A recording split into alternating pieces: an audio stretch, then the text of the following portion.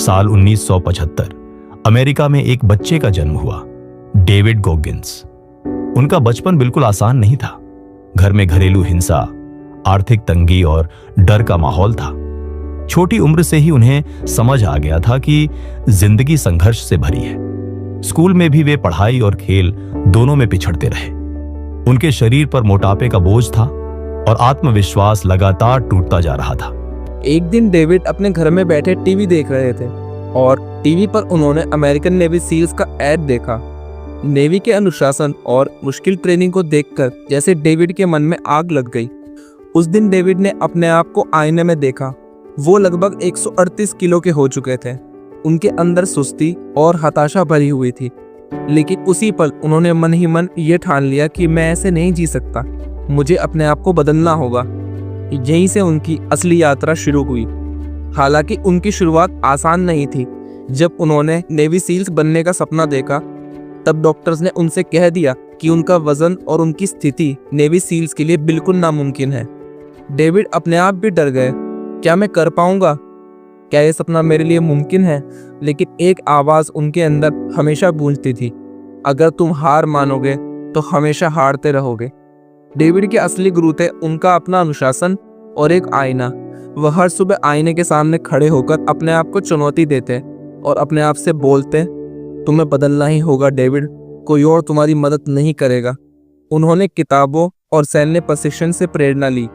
धीरे धीरे डेविड ने अपने आप को और अपनी सोच को बदलना शुरू किया। अब समय था सीमाएं तोड़ने का। डेविड ने कठोर प्रशिक्षण शुरू किया। सुबह के 4 बजे उठना, घंटों तक दौड़ लगाना, स्विमिंग करना और उसके बाद जिम जाना। डेविड ने हर तरह के जंक फूड को बंद कर दिया था और वजन घटाने के लिए अपने आप को कड़ी डाइट पर रहने के लिए मजबूर किया। 45 किलो से ज़्यादा वजन उन्होंने सिर्फ 3 महीनों में घटा दिया।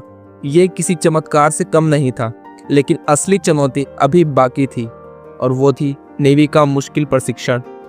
अमेरिकन नेवी सील्स का ट्रेनिंग कैंप, जिसे हेल वीक भी कहा जाता है, दुनिया का सबसे मुश्किल प्रशिक्षण माना जाता है। यहाँ आपको नींद नहीं मिलती, ठंडे पानी में घंटों तक रहना पड़ता है, लगातार दौड़ना पड़ता है और दर्द को बर्दाश्त करना पड़ता है।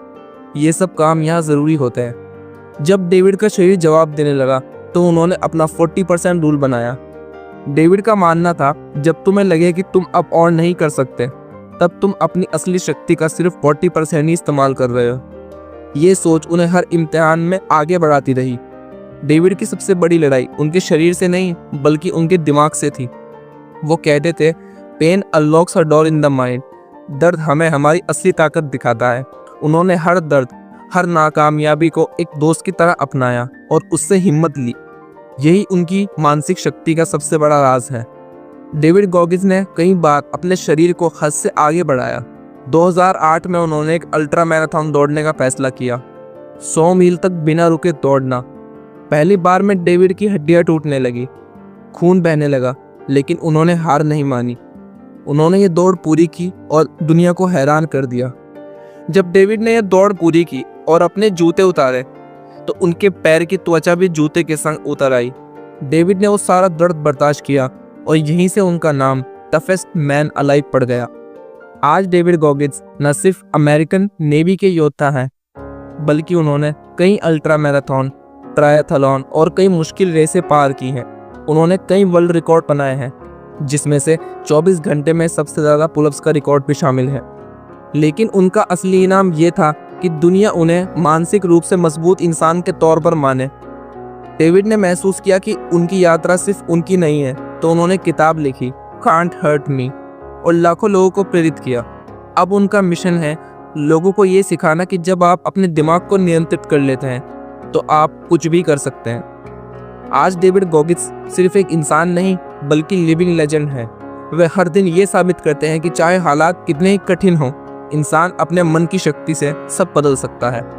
डेविड गॉगिंस की कहानी हमें ये सिखाती है, दर्द से मत भागो, उसे अपनाओ। जब लगे कि अब और नहीं कर सकते, तब असली ताकत शुरू होती है। मानसिक अनुशासन हर सफलता की कुंजी है। दोस्तों, अगर आप भी मानसिक रूप से मजबूत बनना चाहते हैं तो अपना डर और अपने दर्द से मुंह मोड़ना बंद करें और याद रखें, असली ताकत आपके दिमाग में है, ना कि आपके शरीर में। अगर आपको ये कहानी अच्छी लगी है तो आपको एक अंधी लड़की की ये कहानी भी ज़रूर सुननी चाहिए।